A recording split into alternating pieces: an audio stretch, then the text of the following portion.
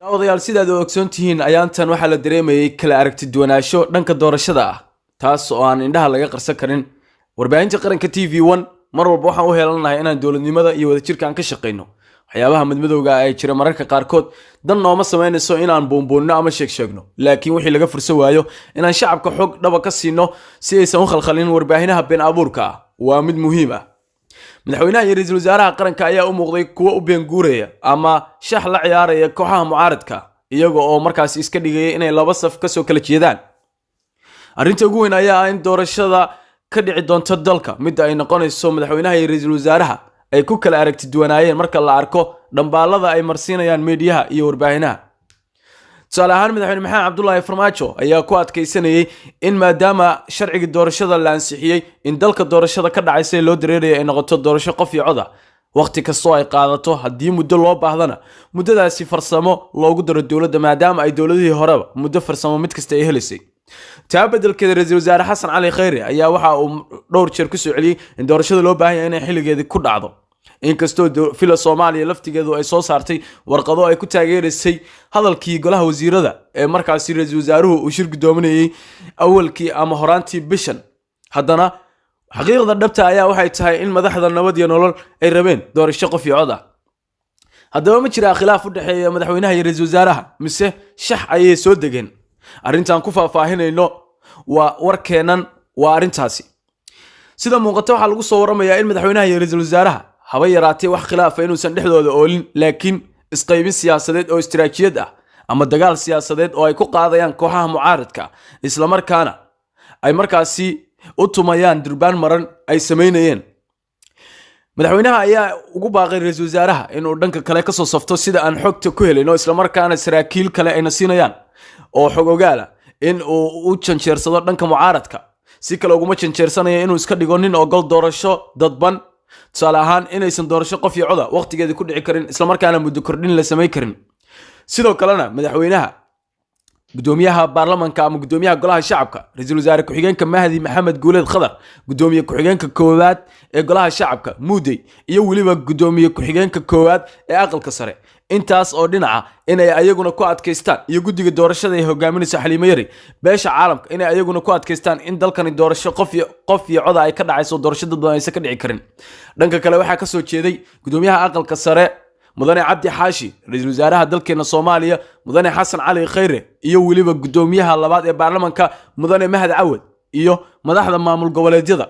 kuwaas oo qaarkoodna ay ahaayeen xitaa madaxdii nabad iyo nolol ee dhanka maamul goboleedyada isla markaana tacabka badan lagu soo bixiyay si markaasi loo doorto ayaa waxa ay jilayeen jiliinka ah in doorashada waqtigeeda ay ku dhacayso arrimahaas oo dhan ayaa waxa lagu soo waramayaa inay ahaayeen khaakhur la ciyaarayay kooxaha mucaaradka ah xalay habeenkii ahaa ayaa waxa kulamo gooni ay dhex marayeen madaxda qaranka waxaana si gaar ah markaasi looga bidhaansan karay inaan khilaaf madaxda aysan dhex oolin tusaale ahaan sidii shalay magaalada Dhuusamareeb ee caasimadda maamul goboleedka Galmudug ay madaxdu isugu soo dhaweysay isla markaana ra'iisul wasaaraha iyo madaxda maamulada qaarkood ay ugu soo dhaweeyeen madaxweyne maxamed cabdullaahi farmaajo iyadoo oo labadii khilaafka uu kala dhaxeeyay dowladda ay ka dhuunteen soo dhaweyntii madaxweynaha oo midna alasadii uu u cararay magaalada Cadaado si uu uga dhunto ama madaxa uga qarsado halka midka kalena uu joogo Garowe khilaafka dhabta ay dadka u dhex yaalo waa madaxda dowladda federaalka gaar ahaan madaxda nabad iyo nolol iyo mucaaradka dowladda Soomaaliya xisbiyada madasha kan wada jir iyo madaxda maamul goboleedyada qaarkood sida Axmed Maxamed Islaan Axmed Madoobe iyo Saciid Cabdullaahi Dani oo wajiga sii waayay madaxweyne maxamed cabdullaahi farmaajo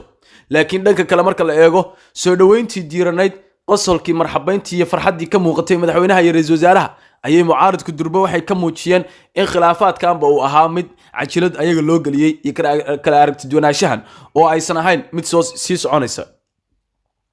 arrintaasi ayaa waxa uu gogol xaaraya kulamo gooni ah oo ay uga arrinsanayeen mustaqbalka iyo masiirka dalka Soomaaliya oo habeenkii xalay ahaa dhex marayay waxaana sii taageeri doona oo sii adkay doona shirka ka dhacaya Dhuusamareeb oo la arkayo habka ay wajahaan haddii madaxda qaranku ay ku adkaystaan in doorasho qof iyo cod ay dalka ka dhacayso isla markaana ay isku markhaati furaan kurtigood waxaa meesha ka bixi doonta khilaafkii beenta ahaa iyo malawaalkii la rabay in lagu majaxaabiyo dowladnimada iyo qarannimada Soomaaliyeed madaxweyne maxamed cabdullaahi farmaajo iyo ra'iisul wasaare xasan cali khayre waxay soo wada shaqeynayeen muddo gaaraysa ku dhawaad 4 sanadood mana la sheegin wax khilaafaad waa la sheegay laakiin ma dhawoobin markastana waxaa la sheegaya khilaafaad laakiin waxaa la arkaya iyaga oo wada qoslaya oo gacmahaas haysta amaba laabtiis gelinaya taasoo mar walba ay fariin iyo dhambaal ku dirayeen inay beeninayaan oo ujeedaan ra'iisul wasaarihii madaxweynihii wada qoslaya gacmahaas haysta ayagoo laabta is saaraya ayaa xigtay iyagoo isjiidanaya marag iskhilaafsan ayaa sidaas kugu dhigdhiga waa may arintu xaqiiqdahay waa may wakaa qoorqoor isaguna dhankiisa qoslaya waxaa beenoobay wixii khilaafka ahaa anagu ma rabno inaan dadka been u sheegno warbaahinta qaranka TV1 ma ahan mid war beena soo gudbisa sidoo kalena shacabka ma niyo jabino oo war beena kuma niyo jabino aan waxba ka jirin laakiin xaqiiqda dhabta ayaan idin sheegnaa habeenkii xalay ahaa ra'iisul wasaaraha madaxweynaha iyo waliba barasaabka maamul goboleedka galmudug qoorqoor waxay saddexdooda horta yeesheen kulan aan loo kala kicin oo soconayay sidii ay ku wajilaayeen shirkan isla markaana u muquunin lahaayeen kooxaha mucaaradka ah iyo labada maamul goboleed ee mucaaradka matalaya sidoo kale waxaa shirkaasi ku soo biiray waare maxamed cabdi waare iyo waliba mudane cabdicasiis lafta green